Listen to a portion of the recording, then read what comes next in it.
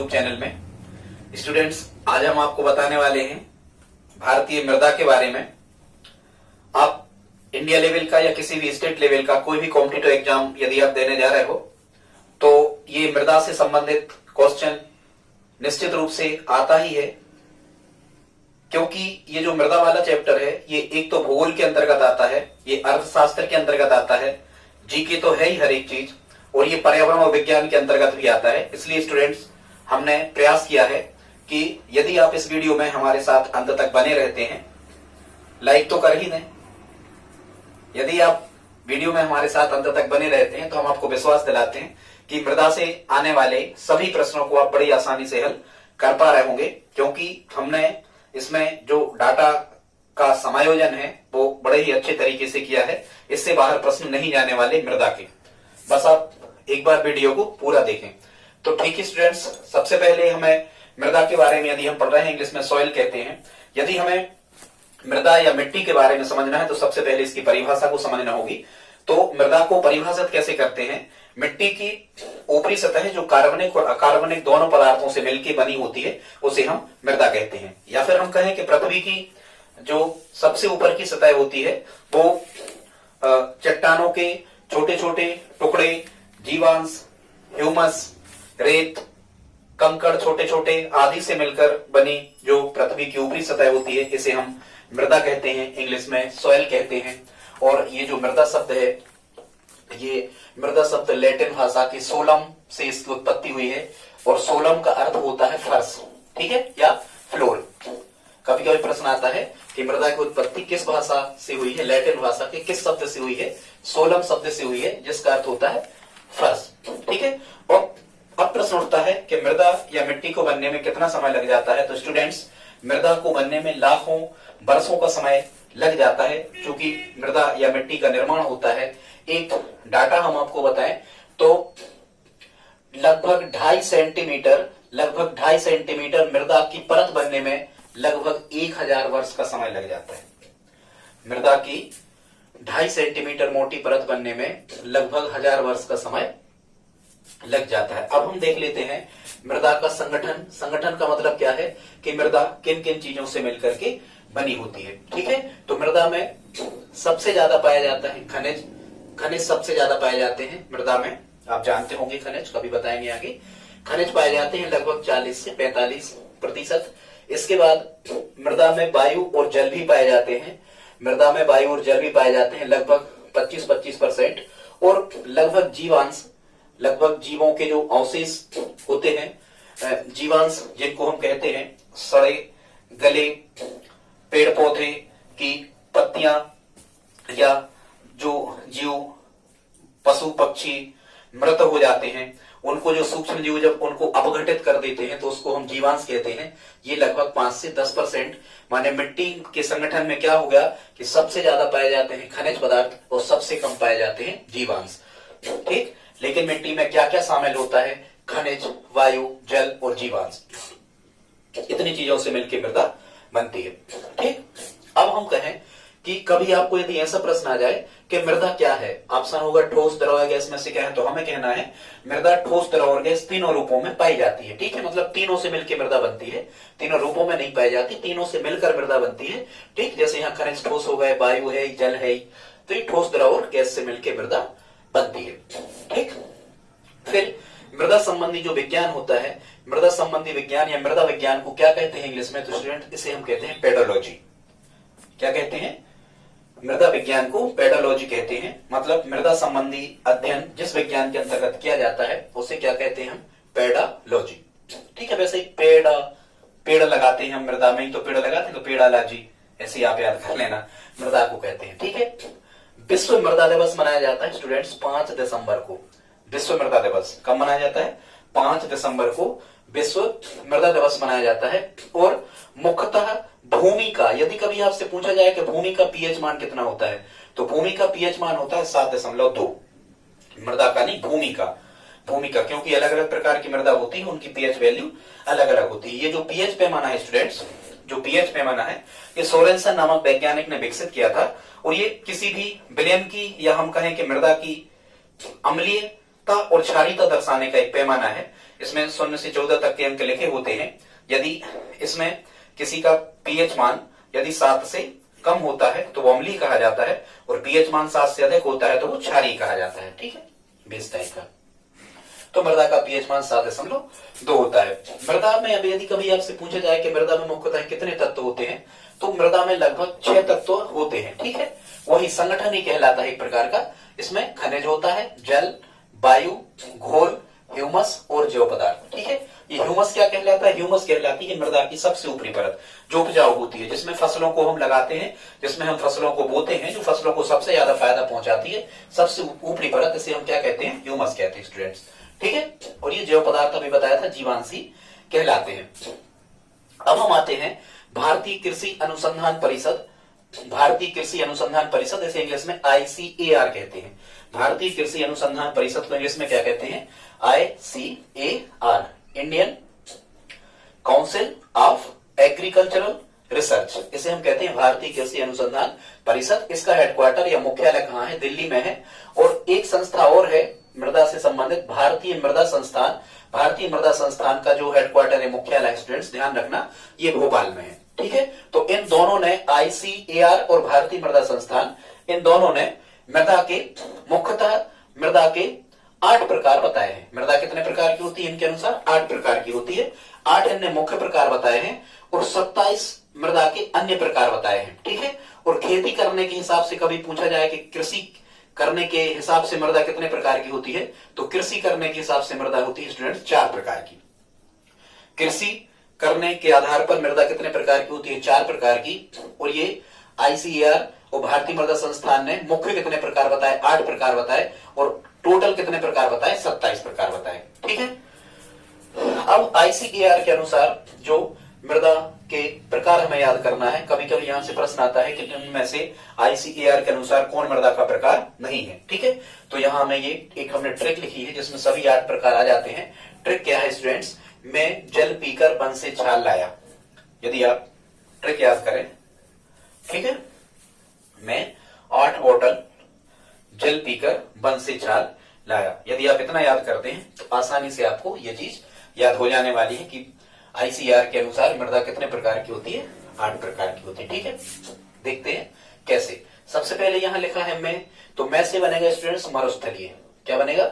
मरुस्थलीय मृदा। फिर यहां क्या लिखा है? 2 पे जल लिखा है, तो जल से क्या बनेगा? जलोढ़ मृदा। ठीक है, जलोढ़ मिट्टी। फिर यहां क्या लिखा है? पी शब्द, तो पी से बनता है पीट मृदा। ठीक, फिर यहां लिखा है का, तो का से बनता है काली मृदा। फिर यहां लिखा है बन, सो बन से बनता है बनी मृदा। और छाल के छा से बनता है यहां क्षारीय मृदा। और ला से बनता है लैटेराइट मृदा। और ला से बनता है लाल मृदा। तो ये कितने प्रकार की मृदा हो गई? 8 प्रकार की मृदा। यहां से ट्रैक बना के आप नोट बनाते जाएं, लिखते जाएं। रजिस्टर, कॉपी जो भी आपके पास में है वो आप उठा लें, पेन भी ले लें, नोट करते जाएं। ठीक है, कभी कभी एक प्रश्न आता है कि मिट्टी की लाक्षणिक विशेषता क्या है, मतलब मिट्टी का मुख्य लक्षण क्या है। तो स्टूडेंट्स, मिट्टी का जो मुख्य लक्षण है या मिट्टी की लाक्षणिक विशेषता है, मिट्टी में सभी रंग पाए जाते हैं। मिट्टी में लगभग सभी रंग की मिट्टी पाई जाती है। भारत में लगभग सभी रंगों की मिट्टी पाई जाती है। ये मिट्टी की लाक्षणिक विशेषता कहलाती है। ठीक है, ऐसा आपको याद रखना है। फिर मिट्टी कैसे बनी होती है, मतलब मिट्टी का स्वरूप क्या होता है। तो मिट्टी का स्वरूप होता है, मिट्टी कई परतों से बनी होती है। ठीक है, अभी हम मृदा परिच्छेदिका के बारे में यहाँ नीचे आपको अभी बताएंगे, आप समझ जाओगे मिट्टी कई परतों से मिलकर के बनी होती है। फिर कभी कभी पूछा जाता है कि मिट्टी की प्रकृति या मिट्टी का निर्धारक तत्व क्या है। तो मिट्टी के मुख्यतः 3 निर्धारक तत्व हैं। सरंध्रता, मतलब उसका भुरभुरापन, जल सोखने की क्षमता। ठीक है, और उसमें कितना जल वो ग्रहण कर सकती है ये, और खनिज, कितने उसमें खनिज पाए जाते हैं। मिट्टी की प्रकृति के निर्धारक 3 तत्व हैं, आप नोट बनाते जाएं। सरंध्रता, मतलब उसमें छिद्र, रंध्र, जल धारण क्षमता और खनिज लवण। ठीक है, ये मिट्टी की प्रकृति का निर्धारण करते हैं 3 चीजें। फिर कभी आपसे यदि पूछा जाए कि भारतीय मृदा की मुख्य समस्याएं क्या हैं, तो स्टूडेंट्स, भारतीय मृदा की मुख्य समस्याएं 3 प्रकार की हैं। एक तो है मृदा अपरदन, या इसी को हम कहते हैं मृदा अपक्षय। मृदा अपरदन या मृदा अपक्षय, ये 60% 60% इसलिए लिखा है कि पूरे भारत में 60% जो मृदा है या पूरे भारत का मिट्टी का जो 60% क्षेत्रफल है ये मृदा अपरदन से प्रभावित है। मतलब पूरी मृदा के भारत में पूरी मृदा का 60% जो एरिया है यहाँ पर मृदा अपरदन होता है। ठीक है, और मृदा अपरदन क्या कहलाता है? जल द्वारा या हवा के द्वारा, जल या वायु के द्वारा मिट्टी के कणों का एक स्थान से उड़कर या बहकर दूसरे स्थान पर चले जाना, और जिस स्थान से उड़ करके गए हैं वहां की भूमि मुख्यतः पथरीली हो जाती है, इसलिए वो उपजाऊ नहीं रह जाती, वो ऊसर या बंजर हो जाती है। इस घटना को हम क्या कहते हैं? मृदा अपरदन। मृदा अपरदन का स्टूडेंट्स एक नाम और है, मृदा अपरदन को किसानों की रेंगती मौत कहते हैं। कभी आपको प्रश्न आए कि किसानों की रेंगती मौत किसे कहते हैं, तो किसानों की रेंगती मौत कहते हैं मृदा अपरदन को। मुख्यतः नदी के बारे में यदि पूछा जाए तो सबसे ज्यादा मृदा अपरदन करने वाली नदी है चंबल, ये मध्य प्रदेश में है। ठीक है, सबसे ज्यादा बीहड़ या महाखंड बड़े बड़े गहरे बनाने वाली नदी कौन सी है? चंबल। चंबल के आसपास ये सबसे ज्यादा मृदा अपरदन होता है। ठीक है, इसके बाद है अवकर्षण। भारतीय मृदा की समस्या है अवकर्षण, मतलब खनिज पदार्थों का नीचे की ओर चले जाना, नीचे की ओर जमा होते जाना, और अपक्षय मतलब मृदा का कटाव होना। ठीक है, ये भारतीय मृदा की प्रमुख समस्याएं हैं।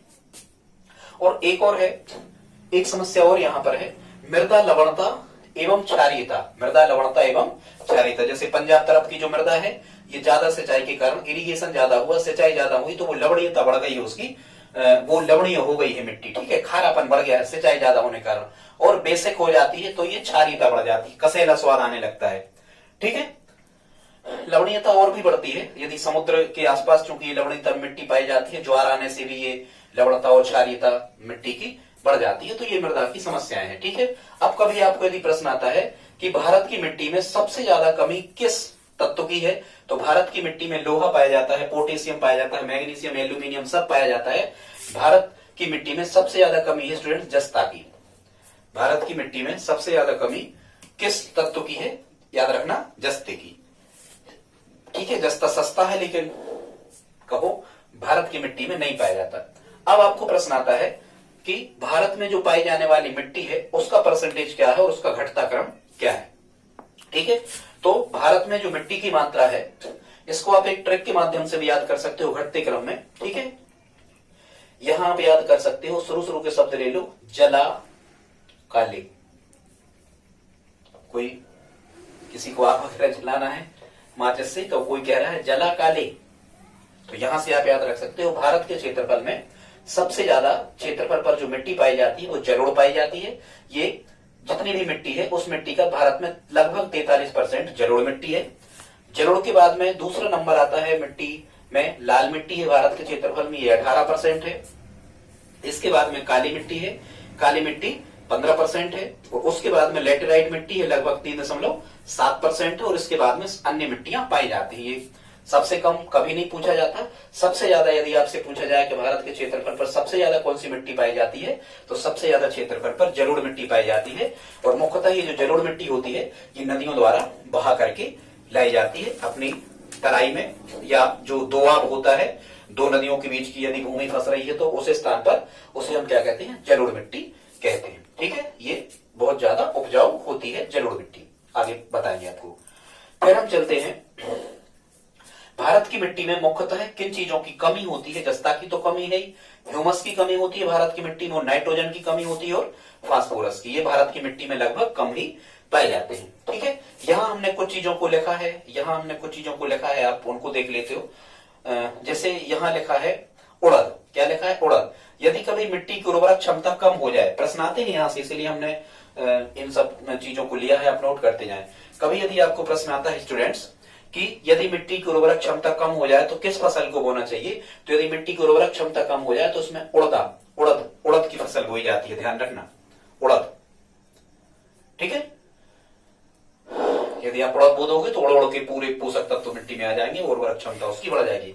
अब यदि कभी आपसे पूछा जाए कि यदि मिट्टी में नाइट्रोजन की कमी हो जाए तब हमें कौन सी फसल को बोना चाहिए, तो यदि मिट्टी में नाइट्रोजन की कमी हो जाती है तब हमें फसल बोना चाहिए मटर बोने से नाइट्रोजन की पूर्ति हो जाती है। ठीक है, कभी आपको प्रश्न आ जाए कि जो कृषि योग्य भूमि होती है इसका पीएच मान कितना होता है, मतलब कृषि भूमि जहां कृषि की जा रही है, फसलें उगाई जा रही है, कृषि भूमि का पीएच मान होता है 6 से 7। कृषि भूमि का पीएच मान कितना होता है स्टूडेंट? 6 से 7 होता है। ठीक है, मतलब कृषि भूमि यदि है तो 6 से 7, मतलब 7 फिक्स पे न्यूट्रल या उदासीन होता है, नाम लिए ना क्षारीय। ठीक है, अब हम आगे चलते हैं। यहां लिखा है फसल चक्र, मतलब फसल चक्र माने कहलाता है मिट्टी में या खेतों में फसलों को अदल बदल कर बोना, ये फसल चक्र कहलाता है। और फसल चक्र का उपयोग किसानों को क्यों करना चाहिए स्टूडेंट्स? फसल चक्र इसलिए अपनाना चाहिए किसानों को ताकि मिट्टी की उर्वरक क्षमता बनी रहे, उसमें पोषक तत्वों की कमी ना हो, इसलिए फसल चक्र का उपयोग करना चाहिए। किसानों को बदल बदल कर फसलों को बोना चाहिए अपने खेतों में। इसके बाद लगभग आधा किलो मिट्टी का परीक्षण किया जाता है। कभी आपसे प्रश्न आ जाए कि भारत में मिट्टी का परीक्षण कौन कौन से डिपार्ट या कौन कौन से विभाग करवाते हैं, तो एक तो करवाता है इफको, इंडियन फर्टिलाइजर कोऑपरेटिव।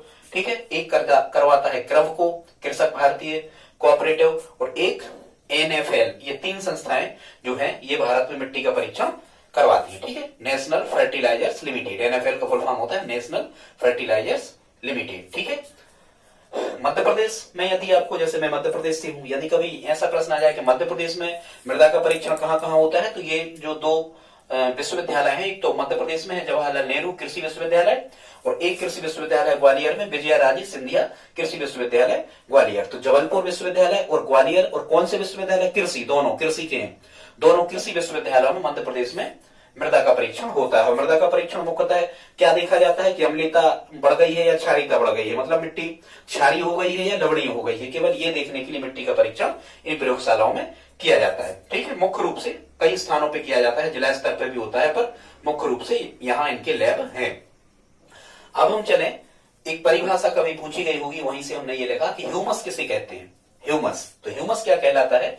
भूपृष्ठ की चट्टानों के छोटे छोटे टुकड़े, वनस्पतियां और जीवांश जब ये मिट्टी में पृथ्वी की सतह पर गिर जाते हैं और जब ये पृथ्वी की सतह में घुल मिल जाते हैं, इनका अपघटन हो जाता है छोटे छोटे सूक्ष्म जीवों के द्वारा, तो उसके अपघटन से जो मृदा की सबसे ऊपर की परत बनती है उसे हम क्या कहते हैं स्टूडेंट्स? ह्यूमस कहते हैं। और ये ह्यूमस की जो परत होती है इसी में फसलें उगाई जाती है और यही सबसे ज्यादा उपजाऊ होती है, ह्यूमस माने सबसे ऊपर का भाग। अब हम चलते हैं, यहां हमने बताने का प्रयास किया है मृदा परिच्छेदिका। मतलब मृदा परिच्छेदिका का मतलब होता है कि मृदा कितने परतों के रूप में पाई जाती है, कौन परत ऊपर होती है, कौन परत सबसे नीचे होती है। ठीक है, तो जो मृदा परिच्छेदिका है, या हम कहें कि जो मिट्टी है, ये मुख्यतः 4 परतों में पाई जाती है। कभी आपसे पूछा जाए कि मृदा की कितनी परतें होती हैं स्टूडेंट्स? मृदा की 4 परतें होती है, 4 परतों के रूप में मृदा पाई जाती है। मृदा की जो सबसे ऊपर की परत होती है उसे हम कहते हैं मृदा, उसे मृदा ही कहते हैं। ठीक है, और यही वास्तविक मृदा होती है, मतलब कृषि इसी मृदा में की जाती है। तो सबसे ऊपर की परत है, ये तो बिल्कुल साफ साफ सी चीज है, और इसी में ह्यूमस और जीवांश पाए जाते हैं।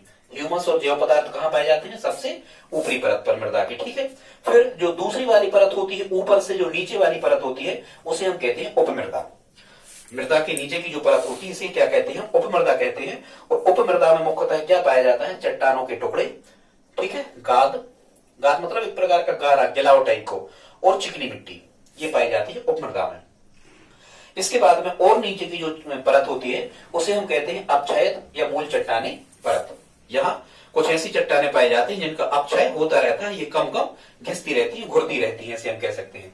और सबसे नीचे की मृदा की जो परत होती है इसे हम क्या कहते हैं? मूल चट्टानें। ये ठोस भाग होता है मृदा का। ठीक है, तो इस प्रकार से सबसे ऊपर के भाग को मृदा कहते हैं, बीच के भाग को उपमृदा, तीसरे भाग को मूल चट्टानी परत और चौथे भाग को मूल चट्टानें हम कहते हैं। कभी आपसे पूछा जाए भारतीय मृदा संस्थान का हेडक्वार्टर कहाँ है या मुख्यालय, तो भारतीय मृदा संस्थान का मुख्यालय भोपाल में है, लेकिन भारतीय कृषि अनुसंधान परिषद इसका मुख्यालय कहाँ है? दिल्ली में है। आईसीआर का मुख्यालय हेडक्वार्टर दिल्ली में है। ठीक है, कभी कभी आपको प्रश्न आता है कि पारिस्थितिकी के आधार पर मृदा कितने प्रकार की होती है, तो स्टूडेंट्स पारिस्थितिकी के आधार पर मृदा 4 प्रकार की होती है। पहला प्रकार इसका होता है अवशिष्ट मिट्टी। इसको समझ लो, अवशिष्ट मिट्टी स्टूडेंट्स क्या कहलाती है? क्या लिखा यहां? अवशिष्ट मिट्टी। अवशिष्ट मिट्टी क्या कहलाती है स्टूडेंट्स? अवशिष्ट मिट्टी या अवशिष्ट मिट्टी का मतलब क्या होता है? ये मृदा, ऐसी मृदा को अवशिष्ट मृदा कहते हैं जो जहां बनती है वहीं रहती है, मतलब ये बह नहीं पाती जल द्वारा या वायु के द्वारा, ये बह नहीं पाती, ये बाहित मिट्टी नहीं होती। इस मिट्टी का निर्माण जहां होता है ये वहीं बनी रहती है, इसको हम क्या कहते हैं? अवशिष्ट मिट्टी। दूसरे प्रकार की जो मिट्टी होती है स्टूडेंट्स, ये होती है बाहित मिट्टी। बाहित मिट्टी किसे कहते हैं? ऐसी मिट्टी जो एक स्थान से बहकर दूसरे स्थान पर पहुंच जाती है उसे बाहित मिट्टी कहते हैं, लेकिन किसके द्वारा? जल के द्वारा। बाहित मतलब एक स्थान से दूसरे स्थान तक जल के द्वारा बहाकर जो पहुंच जाती है उसे हम बाहित मिट्टी कहते हैं। और तीसरे प्रकार की जो मिट्टी होती है ये बातोड़, बात मतलब वायु होता है स्टूडेंट्स, तो जो वायु द्वारा बहाकर किसी दूसरे स्थान पर ले जाई गई है उस मिट्टी को हम बातोड़ मिट्टी कहते हैं। और चौथे प्रकार की मिट्टी होती है सैल या मलबा मिट्टी। सैल और मलबा मिट्टी ऐसी मिट्टी को कहते हैं जो पृथ्वी के गुरुत्वाकर्षण, चूंकि गुरुत्वाकर्षण हमेशा आकर्षण प्रकृति का होता है, संसार की प्रत्येक वस्तुओं को अपनी तरफ खींचता है गुरुत्वाकर्षण बल, पृथ्वी खींचती है उसी बल के कारण। तो सैल या मलबा ऐसी मिट्टी को कहते हैं जो मिट्टी पृथ्वी के गुरुत्वाकर्षण बल के कारण उसकी तरफ खिंची चली जाती है, खिसक जाती है, अपने स्थान छोड़ देती है, उसे हम सैल या मलबा मिट्टी कहते हैं। ठीक है स्टूडेंट्स, इसके बाद में हमने यहाँ सबसे नीचे यहाँ एक ट्रिक लिखी है। कभी कभी आपको प्रश्न आता है कि कौन सी फसल भारत में या कहीं भी किसी भी राज्य में कौन सी फसल किस मिट्टी में सर्वाधिक होती है। कभी कभी प्रश्न आता है कौन सी फसल किस मिट्टी में सर्वाधिक होती है, तो एक ट्रिक के माध्यम से हम आपको बताना चाह रहे हैं। सबसे ट्रिक है, बाला के पति व कक्का के गले में लात व मुक्का दोगे चाय लेकर। याद कर लेना, बाला के पति के गले में लात व मुक्का दोगे चाय लेकर। ठीक, यदि आप इतना याद करते हो तो यहाँ से कुछ चीजें आपको याद हो जाने वाली। जैसे सबसे पहले यहाँ क्या लिखा है? बाला। स्टूडेंट्स, बाला का मतलब होगा बाजरा होता है सबसे ज्यादा लाल मिट्टी में। बाला का मतलब क्या होगा? आप लिखते जाएं। बाला का मतलब होगा बाजरा होता है सबसे ज्यादा लाल मिट्टी में। फिर यहाँ क्या लिखा है? पति। पति का मतलब होगा पथरीली या जो रेगिस्तानी मिट्टी होती है, मरुस्थली या रेगिस्तानी, वही कहलाती पथरीली। पथरीली मिट्टी में सबसे ज्यादा तिलहन फसलें होती है, पति का मतलब। फिर यहाँ लिखा है कक्का। का से बनेगा कपास और का से बनेगा काली। कपास होता है सबसे ज्यादा काली मिट्टी में। फिर यहाँ लिखा है गले, तो गन्ना होता है लेटेराइट मिट्टी में सबसे ज्यादा। फिर यहाँ लिखा है लात। लाल मिट्टी में तंबाकू होती है सबसे ज्यादा। लात का मतलब होगा लाल मिट्टी में तंबाकू होती है। फिर यहाँ लिखा है मुक्का। मुक्का का मतलब होगा कि मूंगफली होती है काली मिट्टी में सबसे ज्यादा। और फिर यहाँ लिखा है होगे, मतलब दोगे, दोमट मिट्टी में गेहूं होता है। फिर यहाँ लिखा है चाय लेकर। चाय होती है सबसे ज्यादा लेटेराइट मिट्टी में।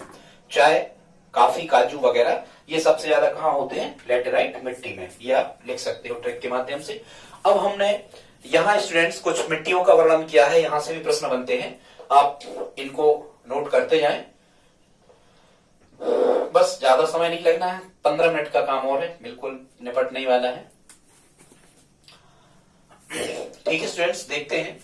सबसे पहले हम आते हैं जलोढ़ मिट्टी पर। तो ये जलोढ़ मिट्टी जो है, ये अभी हमने आपको बताया था, ये भारत में सबसे ज्यादा क्षेत्रफल पर पाई जाती है जलोढ़ मिट्टी। ये कुल मृदा जहां जहां भी भारत में इसके 43% पर जलोढ़ मिट्टी पाई जाती है। सबसे ज्यादा जलोढ़ मिट्टी ही पाई जाती है। हमने एक जगह कहीं और आपको ये बताया था कि सबसे ज्यादा जलोढ़ 43% पाई जाती है। अब ये 43% ही पाई जाती है। और कभी कभी यदि आपको इसका एरिया आता है तो स्टूडेंट्स, इसका एरिया है जलोढ़ मिट्टी का 8 लाख वर्ग किलोमीटर। भारत के 8 लाख वर्ग किलोमीटर के क्षेत्रफल पर जलोढ़ मिट्टी पाई जाती है। जलोढ़ मिट्टी क्या कहलाती है? जैसा उसमें साफ लिखा है, जल, नदियों द्वारा, खासकर हिमालय की बड़ी नदियों द्वारा, ठीक है, जो हिमालय से निकलती है, गंगा है, यमुना है, ठीक। तो जलोढ़ मिट्टी क्या कहलाती है? नदियों द्वारा बहाकर लाई गई मिट्टी को हम जलोढ़ मिट्टी कहते हैं, जो नदियों के आजू बाजू के स्थानों पर, अगल बगल के स्थानों पर, नदी तटीय जो क्षेत्र होते हैं वहां पर वो जम जाती है, उसे हम क्या कहते हैं? जलोढ़ मिट्टी कहते हैं। भारत के सर्वाधिक क्षेत्रफल पर जलोढ़ मिट्टी ही पाई जाती है, ठीक है। इस जलोढ़ मिट्टी को हम कांप मिट्टी कहते हैं, या दोमट मिट्टी कहते हैं, या कछारी और चीका मिट्टी कहते हैं, ठीक है। कछारी मिट्टी भी स्टूडेंट्स वही कहलाती है, बिल्कुल नदी के पास की जो जमीन होती है उसे हम कछारी या कछार उसको हम कहते हैं, ठीक है। हालांकि क्या होता है कि जब चीका मिट्टी भी इसी को कहते हैं, यदि चीका मिट्टी में मिट्टी के छोटे कण मिल जाएं तो ये दोमट मिट्टी बन जाती है। कभी प्रश्न आया था, इसको आप नोट कर लें। यदि चीका मिट्टी में मिट्टी के छोटे छोटे कण मिल जाएं तो क्या कहलाने लगती है? दोमट मिट्टी कहलाने लगती है। एक बात हो गई। नहीं तो आप ध्यान रखना कि जलोढ़ मिट्टी के कितने नाम है। चूंकि देखो, जल, जल शब्द लिखा है, जल से आप स्नान करोगे तो कपने लगोगे, तो कांप मिट्टी कहते हैं, ठीक है। आप जल कहाँ रखते हो आप? मटका में, तो ये मट लिखा, 2 मटकों में रख लो पानी को, तो जलोढ़ मिट्टी कहते हैं, ठीक है। और यहाँ कछार तो आप जानते ही हो। कछार मतलब क्या? नदी जहां होती है उसके आसपास की भूमि को हम कछार कहते हैं, ठीक है। तो यहां से आपको याद होगा कछार मिट्टी, ठीक। और यहाँ लिखा है चीका या चका, तो ये मटका कैसे बनते हैं? चका से तो बनते हैं। तो यहाँ से आपको याद होगा कि ये सब जलोढ़ मिट्टी के नाम है। ठीक है स्टूडेंट्स, फिर हम कहें कि जलोढ़ मिट्टी का रंग कैसा होता है, तो जलोढ़ मिट्टी का जो रंग है ये गहरा भूरा होता है, गहरा भूरा होता है जलोढ़ मिट्टी का रंग। और चूंकि देखो जल के द्वारा बहाकर कई प्रकार के जीवांश, कई प्रकार के अवयव, कई प्रकार के पदार्थ जल द्वारा बहाकर प्रत्येक वर्ष बाढ़ आती है तो लाए जाते हैं, इसलिए जो जलोढ़ मिट्टी होती है ये सबसे ज्यादा उपजाऊ होती है और सबसे ज्यादा उर्वरक क्षमता इसी मिट्टी की होती है। जो सबसे ज्यादा उपजाऊ होगी उर्वरक क्षमता उसी की सबसे ज्यादा होगी। ठीक है, और फसलों को सबसे ज्यादा उपयोगी कौन सी मिट्टी है, जलोढ़ मिट्टी है। ठीक है, और जलोढ़ मिट्टी में जो पानी है ये लंबे समय तक ठहरा रहता है। ठीक है, इसमें पोटास व चूना पर्याप्त मात्रा में होता है। जलोढ़ मिट्टी में क्या होता है, पोटास और चूना पर्याप्त मात्रा में रहता है। अब यदि आपसे कभी फसल का कहा जाए कि जलोढ़ मिट्टी में कौन सी फसल सबसे अच्छी पैदावार हो सकती है, सबसे अच्छी फसल होती है, तो याद रखना धान या चावल, धान या चावल। चूंकि धान या चावल भारत की मुख्य खाद्य फसल है, सबसे ज्यादा क्षेत्रफल पर धान या चावल ही बोया जाता है भारत में, और धान या चावल सबसे ज्यादा पश्चिम बंगाल में होता है। भले ही छत्तीसगढ़ को धान का कटोरा कहते हैं, लेकिन धान सबसे ज्यादा पश्चिम बंगाल में होती है। तो जलोढ़ मिट्टी में धान ही सबसे ज्यादा उपज देती है। ठीक है, चूना पर्याप्त मात्रा में पाया जाता है, लेकिन बाकी तत्वों की इसमें कमी होती है। लगभग 490 मीटर की गहराई तक ये जलोढ़ मिट्टी पाई जाती है। जलोढ़ मिट्टी मुख्यतः कितने प्रकार की होती है, मुख्यतः कभी यदि आपसे पूछा जाए तो जलोढ़ मिट्टी मुख्यतः 2 प्रकार की होती है। और 2 प्रकार कौन कौन से हैं, एक तो है बांगर और एक है खादर। ठीक है, बांगर और खादर। कभी कभी प्रश्न आता है कि बांगर और खादर कौन सी मिट्टी के प्रकार हैं, तो स्टूडेंट्स ध्यान रखना बांगर और खादर जलोढ़ मिट्टी के 2 प्रकार हैं। ठीक है, क्योंकि यहाँ साफ साफ लिखा है खादर, खादर मतलब इसमें खाद है पहले से। यदि इसमें खाद है मतलब ये खादर जो होगी ये ज्यादा उपजाऊ होगी, मतलब नई जलोढ़ को खादर कहते हैं, क्योंकि हर बार नदियों द्वारा बहाकर लाई जाती है बाढ़ के माध्यम से, तो ये ज्यादा उपजाऊ होती है। कौन सी, खादर। ठीक है, ये नदी के ज्यादा पास होती है, निचले स्थानों पर होती है, जहां पानी आसानी से नदी का पहुंच जाता है वहां खादर होती है। और जो बांगर होती है, बांगर कहलाती है पुरानी जलोढ़, पुरानी जलोढ़। और ये बांगर कम उपजाऊ होती है खादर की अपेक्षा, इसकी उर्वरक क्षमता बांगर की कम होती है खादर की अपेक्षा। और बांगर ये कुछ ऊंचे स्थानों पर पाई जाती है जहां पानी अधिकांशतः नहीं पहुंच पाता, ऐसे स्थानों पर क्या पाई जाती है, बांगर पाई जाती है। तो ये 2 प्रकार हमने बता दिए। मुख्यतः जलोढ़ मिट्टी हिमालय से निकलने वाली नदियों और सहायक नदियों द्वारा बहाकर लाई जाती है। और इस जलोढ़ मिट्टी में मुख्यतः क्या होता है, रेत, गाद, मतलब एक प्रकार को गारा टाइप को, रेत, गाद और चिकनी मिट्टी इसमें मिली होती है। ठीक है स्टूडेंट्स, यहीं से प्रश्न आते हैं, पर्याप्त है इतना। अब हम चलते हैं दूसरे प्रकार की जो मिट्टी है, वो है यहाँ काली मिट्टी या रेगड़ मिट्टी या रेगुर मिट्टी। ठीक है, वैसे जो काले लोग होते हैं उनमें ज्यादा गुण होते हैं, इसे आप याद कर लेना। ठीक है, और वो ज्यादा कुछ रगड़ा वगैरह के ऐसे हाथ पांव रगड़ के नहाते हैं, ऐसे कुछ आप याद रख सकते हो। तो काली मिट्टी को रेगड़ मिट्टी या रेगुर मिट्टी कहते हैं। और मुख्यतः काली मिट्टी जो है भारत में लगभग कितने % पाई जाती है, कुल क्षेत्रफल की 15% पर पाई जाती है। याद रखना, ये बहुत इंपॉर्टेंट फैक्ट है स्टूडेंट्स। काली मिट्टी को और क्या कहते हैं, तो काली मिट्टी को स्वतः जुताई वाली मिट्टी कहते हैं, स्वतः जुताई वाली। ठीक है, ये अपने आप भुरभुरी हो जाती है, जुताई मतलब बखरनी करना, ये अपने आप भुरभुरी हो जाती है, इसे स्वतः जुताई वाली मिट्टी कहते हैं। ठीक, वैसे जो काले काम करते हैं वो कुछ लोग उनको जूता ही मारते हैं, ऐसे याद रख लेना। काली मिट्टी को क्या कहते हैं, काली मिट्टी को स्वतः जुताई वाली मिट्टी कहते हैं। ठीक है, कभी कभी प्रश्न आता है कि काली मिट्टी में सबसे ज्यादा कौन सी फसल होती है, तो स्टूडेंट्स काली मिट्टी में सबसे ज्यादा कौन सी फसल होती है, यहां हम आपको बता नहीं पाए जलोढ़ मिट्टी के बारे में। याद रखना, ये जलोढ़ मिट्टी, ये सबसे ज्यादा जो जलोढ़ मिट्टी है ये पंजाब में पाई जाती है। ठीक है, यहाँ लिखा है, देखो सबसे ज्यादा जलोढ़ मिट्टी कहाँ पाई जाती है स्टूडेंट्स, पंजाब में पाई जाती है, और पंजाब के बाद में उत्तर प्रदेश में पाई जाती है, क्योंकि गंगा यमुना ये वहां से निकलती है उत्तर प्रदेश से, और पंजाब वैसे ही 5 नदियों का प्रदेश है, सतलज, चनाब, झेलम, रावी, ऐसे करके। तो पंजाब में सबसे ज्यादा जलोढ़ मिट्टी पाई जाती है, इसके बाद यूपी में। ठीक है, ऐसे आप याद रखना भाई, जहां ज्यादा नदियां हैं वहां जरूर, पंजाब में है 5 नदियां तो जलोढ़ मिट्टी वहां सबसे ज्यादा, ऐसे आप याद रख सकते हो। ठीक है, तो स्वतः जुताई वाली मिट्टी काली मिट्टी को कहते हैं। हाँ, काली मिट्टी में सबसे ज्यादा कौन सी फसल पाई जाती है स्टूडेंट्स, कपास पाया जाता है। ठीक है, आप तो याद रखना, कम का से कपास, मां से महाराष्ट्र, का से काली, मतलब काली मिट्टी महाराष्ट्र में सबसे ज्यादा पाई जाती है। बहुत इंपॉर्टेंट फैक्ट है, काली मिट्टी सबसे ज्यादा महाराष्ट्र में पाई जाती है, और काली मिट्टी में सबसे ज्यादा कौन सी फसल की पैदावार होती है, कपास की, याद रखना। ठीक है, इसे कपास वाली मिट्टी भी कहते हैं क्योंकि सबसे ज्यादा कपास होता है काली मिट्टी में। अब यदि कोई प्रश्न आता है कि चूना सबसे ज्यादा किस मिट्टी में होता है, तो चूना सबसे ज्यादा काली मिट्टी में पाया जाता है, याद रखना। ठीक है, चूना सर्वाधिक होता है क्योंकि काली मिट्टी को वो सफेद करना चाहता है, चूना सफेद होता है, ऐसे आप याद रखना। ठीक है, और यहाँ लिखा है ये काली मिट्टी सबसे ज्यादा कहां पाई जाती है स्टूडेंट्स, सबसे ज्यादा महाराष्ट्र में पाई जाती है। महाराष्ट्र जो है, महाराष्ट्र, झारखंड, मध्य प्रदेश का कुछ जो हिस्सा है बिहार साइड को, उसे हम क्या कहते हैं, दक्कन का पठार। क्या कहते हैं, दक्कन का पठार। तो ये दक्कन के पठार या महाराष्ट्र के आसपास के क्षेत्र में पाई जाती है। ठीक है, और यदि मध्य प्रदेश में चर्चा की जाए, हालांकि मध्य प्रदेश की मिट्टियों का हम अलग वीडियो अपलोड करेंगे, अब देखना, मध्य प्रदेश में सबसे ज्यादा काली मिट्टी ही पाई जाती है। फिर काली मिट्टी में कपास के अलावा और क्या क्या होता है, तो ये दालें और मूंगफली भी काली मिट्टी में अच्छी होती है। ठीक है, काली मिट्टी की विशेषता और होती है, इसकी जल संधारण क्षमता सबसे ज्यादा होती है, अधिक देर तक जल व नमी ठहर सकती है।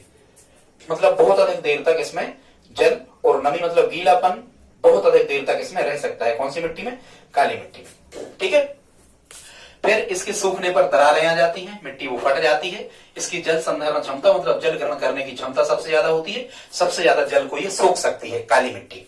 ठीक है, अब यदि कभी प्रश्न आता है कि काली मिट्टी का रंग काला क्यों होता है, तो याद रखना, काली मिट्टी का रंग काला होता है आयरन, मतलब लोहा और ह्यूमस दोनों के मिलने के कारण।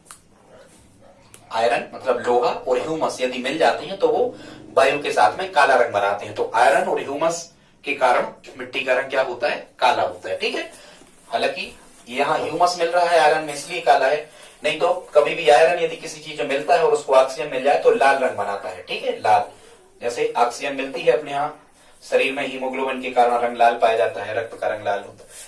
खैर बहुत सी बात है। इसके बाद में कभी कभी प्रश्न आता है कि ज्वालामुखी उद्भेदन से कौन सी मिट्टी का निर्माण होता है, तो ध्यान रखना स्टूडेंट्स, ज्वालामुखी उद्भेदन से, देखो ज्वाला माने काली जी ज्वाला का रूप जब रखती हैं, बिल्कुल काली हो जाती हैं माता जी, तो ऐसे आप याद रखना कि ज्वालामुखी उद्भेदन से कौन सी मिट्टी निकलती है, काली मिट्टी बनती है। इसे लावा मिट्टी भी कहते हैं। ध्यान रखना, ज्वालामुखी के उद्भेदन से कौन सी मिट्टी बनती है, काली मिट्टी बनती है। क्योंकि ज्वालामुखी जब उद्भेदन होता है तो ये लावा चारों तरफ फैल जाता है, बाद में इसी की काली मिट्टी बन जाती है, इसलिए काली मिट्टी को लावा मिट्टी भी कहते हैं। ठीक है, कृषि के लिए कभी प्रश्न आ जाए कि कृषि के लिए सबसे ज्यादा उपयोगी कौन सी मिट्टी होती है, तो कृषि के लिए सबसे ज्यादा उपयोगी मिट्टी होती है काली मिट्टी। ठीक है, अब कभी कभी प्रश्न आता है कि काली मिट्टी को केरल में क्या कहते हैं, तो याद रखना, काली मिट्टी को केरल में साली कहते हैं। काली मिट्टी को केरल में क्या कहते हैं, साली कहते हैं। और काली मिट्टी को उत्तर भारत में, मतलब दिल्ली साइड, क्या कहते हैं, केवाल कहते हैं। काली मिट्टी को उत्तर भारत में केवाल कहते हैं और केरल में साली कहते हैं। और काली मिट्टी का जो पीएच मान है यही सबसे ज्यादा होता है, 7.5 से 8.5 तक लगभग होता है, माने 7 से ज्यादा काली मिट्टी क्षारीय होती है। ठीक है, 7 से ज्यादा मतलब क्षार। इसमें रासायनिक तत्व सबसे ज्यादा पाए जाते हैं। काली मिट्टी में जीवांश माने जीवों के अवशेष सबसे ज्यादा पाए जाते हैं। ठीक है, सबसे ज्यादा सिंचाई की जरूरत इसी मिट्टी को होती है, काली मिट्टी को, और कार्बनिक पदार्थ भी काली मिट्टी में सबसे ज्यादा पाए जाते हैं। ठीक है फ्रेंड्स, आगे देखते हैं। कभी कभी प्रश्न आता है कि भारत में मिट्टी जो है, भारत की मिट्टियों में विभिन्नता क्यों है, तो भारत में जलवायु संरचना एवं उच्चावच की विविधता के कारण मिट्टी में विभिन्नता है। जलवायु जो है वो अलग अलग स्थानों की अलग अलग है, संरचना अलग अलग स्थानों की अलग अलग है, उच्चावच मतलब कुछ स्थान ऊंचे हैं, कुछ स्थान नीचे हैं। इनमें विविधताओं के कारण विभिन्न प्रकार की मिट्टियां भारत में पाई जाती है। ठीक है, अब हम चलते हैं तीसरे प्रकार की जो मिट्टी है, लैटेराइट मिट्टी। क्या है, लैटेराइट मिट्टी। स्टूडेंट्स, ये जो लैटेराइट मिट्टी है, मुख्यतः ये अधिक तापमान, मतलब अधिक गर्मी जहां हो रही है, अधिक तापमान और अधिक वर्षा वाली, मतलब लगभग 200 सेंटीमीटर से अधिक वर्षा जिन स्थानों पर होती है, उन स्थानों पर लैटेराइट मिट्टी पाई जाती है। ठीक है, और ये जो लैटेराइट मिट्टी होती है, लैटेराइट मिट्टी, ये सबसे कम उर्वरक शक्ति इसकी होती है। यदि सिंचाई कर दी जाए तब इसकी उर्वरकता बढ़ाई जा सकती है। सबसे कम उर्वरक शक्ति लैटेराइट मिट्टी की होती है। लैटेराइट मिट्टी में सबसे ज्यादा उगने वाली जो फसल है ये चाय और गन्ना।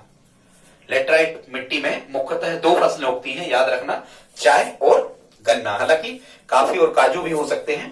ठीक है, फिर आप याद रखना कि ईंट और खपरा किस मिट्टी से बनाए जाते हैं, ईंट और खपरा किस मिट्टी से बनाए जाते हैं, लैटेराइट, लैट्रेन करके ऐसे आप याद रख सकते हो कि ईंट और खपरा भाई कोई आप बना रहे हो अपने यहाँ, तो ईंट और खपरा तो उसमें लगेगा, ऐसे करके आप याद रख सकते हो। लेटराइट मिट्टी से ईंट और खपरा बनते हैं। ठीक है, फिर यदि प्रश्न आ जाए कि लेटराइट मिट्टी सबसे ज्यादा कहां पाई जाती है, तो लेटराइट मिट्टी सबसे ज्यादा पाई जाती है स्टूडेंट्स केरल में। कहां पाई जाती है? केरल में पाई जाती है। और इसका लेटराइट मिट्टी का रंग कैसा होता है? लाल होता है। ये तो यदि आपको इतना पता चल जाएगा कि ईंट और खपरा बनते हैं लेटराइट से, तो ये दिक्कत नहीं होगी, क्योंकि ईंट का रंग भी लाल और खपरे का रंग भी लाल ही तो होता है, तो लाल से लाल आप मिला दो। यदि लेटराइट मिट्टी से ईंट और खपरा बन रहा तो मिट्टी का रंग लाल होगा। ठीक है, और यदि लेटराइट मिट्टी का रंग लाल होगा तो ये कहां पाई जाएगी? ये पाई जाएगी केरल में। ठीक, कोई लॉजिक लगा के आप याद रखना। हम तो ऐसे याद रखें, यहां लिखा है के, यहां लिखा है ली, के ली, तो केरल लेटराइट। ठीक है, इसमें आयरन ऑक्साइड लेटराइट मिट्टी में सबसे ज्यादा होता है, इसीलिए देखो जहां भी आयरन ऑक्साइड मिल जाए तो रंग लाल ही होगा। लेटराइट मिट्टी में आयरन ऑक्साइड सबसे कम होता है। हालांकि जो लेटराइट मिट्टी है, लेटराइट मिट्टी ये सबसे कम क्षेत्रफल पर पाई जाती है। ICAR जो डिपार्टमेंट है, इसके अनुसार लेटराइट मिट्टी लगभग 3.7% भूमि पर पाई जाती है, 8 मिट्टियों में सबसे कम भाग पर। ठीक है, ऐसा हम कह सकते हैं। इसमें लेटराइट मिट्टी में सिलिका सबसे ज्यादा पाई जाती है और लेटराइट मिट्टी चूना व रेत से बनती है। अब हम आगे आते हैं मरुस्थलीय मिट्टी। मुख्यतः ये जो मरुस्थलीय मिट्टी है, ये भारत में थार का मरुस्थल राजस्थान साइड पाई जाती है। कभी भी आपसे पूछा जाए मरुस्थलीय मिट्टी सबसे ज्यादा कहां पाई जाती है, तो राजस्थान में पाई जाती है। और राजस्थान ही भारत की सबसे ज्यादा बंजर भूमि का क्षेत्र है, वो भी राजस्थान में थार का मरुस्थल ही कहलाता है। अब चूंकि मरुस्थलीय है तो रेगिस्तान है, मतलब ये बालू प्रधान होगी, रेत होगा इसमें। ठीक है, नमक सबसे ज्यादा होता है, खारापन यहाँ सबसे ज्यादा होता है इस मिट्टी में, मरुस्थलीय मिट्टी में। ये कम उपजाऊ होती है, लेकिन इसको भी सिंचित यदि कर दिया जाए, सिंचाई करके इसे उपजाऊ बनाया जा सकता है। वहां हम ट्रिक आपको बता रहे थे, रेगिस्तानी मिट्टी या मरुस्थलीय मिट्टी में तिलहन फसलें सबसे ज्यादा उत्पादन तिलहन फसलों का होता है। जो तेल देने वाली फसलें, उनको तिलहन फसलें कहते हैं। तो मरुस्थलीय मिट्टी सबसे ज्यादा राजस्थान में, उसके बाद कहां पाई जाती है स्टूडेंट्स? गुजरात में पाई जाती है। ठीक है, मरुस्थलीय मिट्टी में तिलहन फसलों के अलावा और क्या हो सकता है? मोटे अनाज होते हैं। ठीक है, मरुस्थलीय मिट्टी कहां पाई जाती है? कम वर्षा वाले क्षेत्रों में, जहां वर्षा कम हो रही है। ठीक है, और राजस्थान में सर्वाधिक बंजर भूमि है, मतलब सबसे कम उपजाऊ भूमि भारत के किस राज्य में है? राजस्थान में। इसके बाद हम आते हैं लाल मिट्टी पे स्टूडेंट्स। ये जो लाल मिट्टी है, कभी कभी प्रश्न आता है कि इसका रंग लाल क्यों होता है, तो अभी हमने आपको बताया था कि आयरन ऑक्साइड यदि मिल जाता है वायु में या किसी भी चीज में, यदि आयरन ऑक्साइड पाया जाता है तो उसका रंग लाल हो जाता है। ठीक है, ऑक्सीजन के साथ केमिकल रिएक्शन करके ये लाल रंग देता है। तो मिट्टी का रंग लाल क्यों होता है? आयरन ऑक्साइड की उपस्थिति के कारण होता है। अभी हमने आपको बताया था कि लाल मिट्टी में मुख्यतः क्या पाया जाता है, तो लाल मिट्टी में मुख्यतः बाजरा पाया जाता है और तंबाकू भी लाल मिट्टी में पाई जाती है। ठीक है, वहां ट्रैक में भी हमने आपको बताया था। जो ये लाल मिट्टी है, ये किन दो मिट्टियों से मिलकर बनती है? दोमट और पीली। स्टूडेंट्स, दोमट और पीली मिट्टी से मिलकर लाल मिट्टी बनती है। ये सर्वाधिक रंध्र युक्त होती है। रंध्र मतलब छिद्र सबसे ज्यादा लाल मिट्टी में होते हैं। लाल मिट्टी सबसे ज्यादा कहां पाई जाती है? तमिलनाडु में पाई जाती है, उसके बाद मध्य प्रदेश में पाई जाती है। और लाल मिट्टी चूंकि लोहे का रंग लाल ही होता है, वायु में मिलने पर लोहा लाल रंग देता है, इसलिए लाल मिट्टी में लोहा सबसे ज्यादा होता है। कैसे याद रखोगे? एक शब्द याद कर लेना, लात। ठीक है, लात, मिट्टी पे अपन लात रखते हैं, तो लाल मिट्टी कहां पाई जाती है? तमिलनाडु में।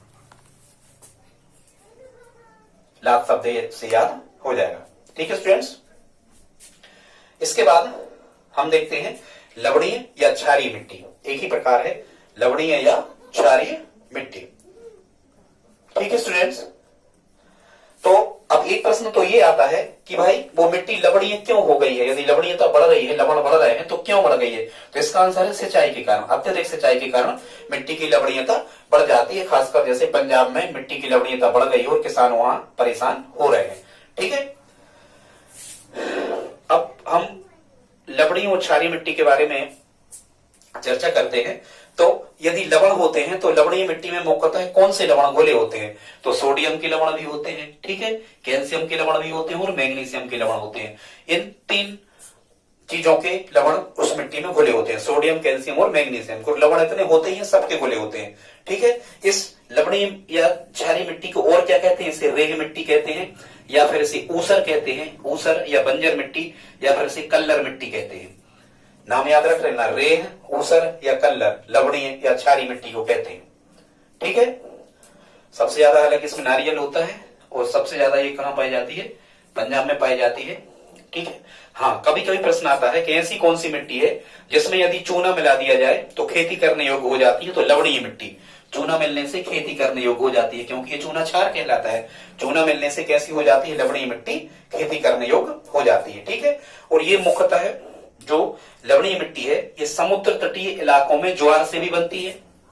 लवणीय और क्षारीय दोनों समुद्र तटीय इलाके होते हैं, यहाँ ज्वार आता है। ज्वार क्या कहलाता है? समुद्र का पानी ऊपर उठकर आगे बढ़ना, यह ज्वार कहलाता है। और समुद्र का पानी जब नीचे स्तर गिरेगा तो पीछे हटेगा। समुद्र के पानी का नीचे गिरकर पीछे हटना ये क्या कहलाता है? भाटा कहलाता है।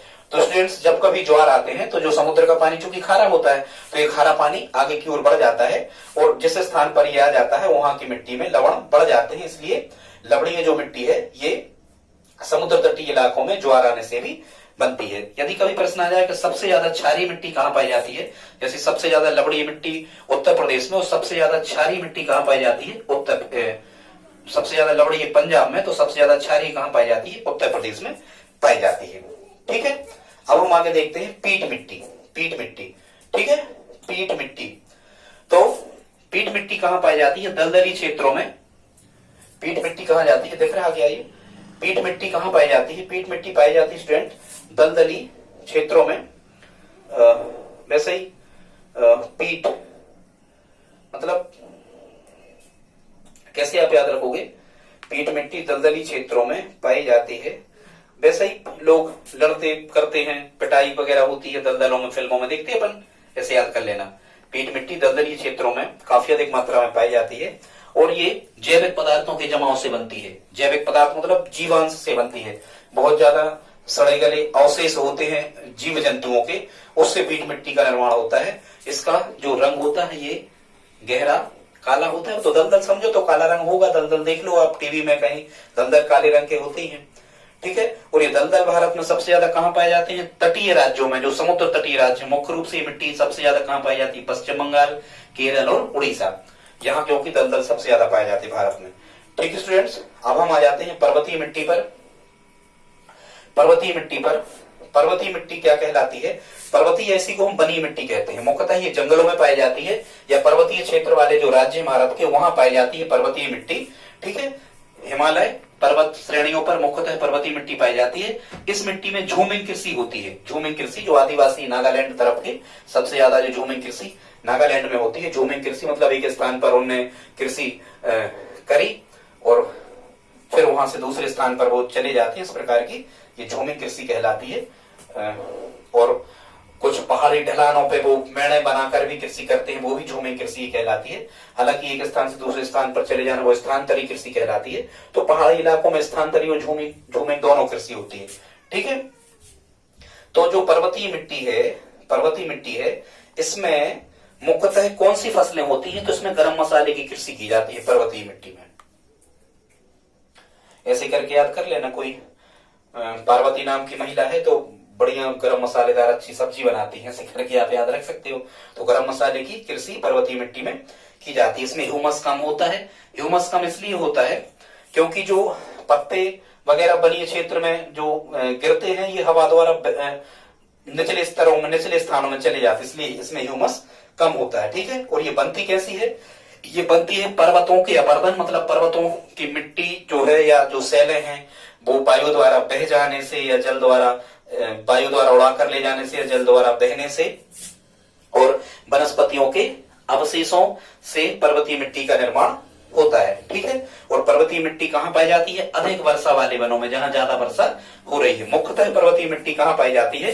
तो हिमाचल प्रदेश में पाई जाती है सबसे ज्यादा पर्वतीय मिट्टी, फिर अरुणाचल प्रदेश और जम्मू कश्मीर राज्य में पर्वतीय मिट्टी। पर्वतीय क्षेत्र जैसे हैं ऑप्शन आपको आएगा तो बड़े आसानी से बन जाएगा। स्टूडेंट्स, यदि आप इतने देर तक हमारे साथ बने रहे हैं तो प्लीज लाइक कर दें, सब्सक्राइब तो कर ही लिया होगा, और दोस्तों में शेयर करें। यदि आपको वीडियो अच्छा लगा हो तो प्लीज आप कमेंट भी करें। धन्यवाद।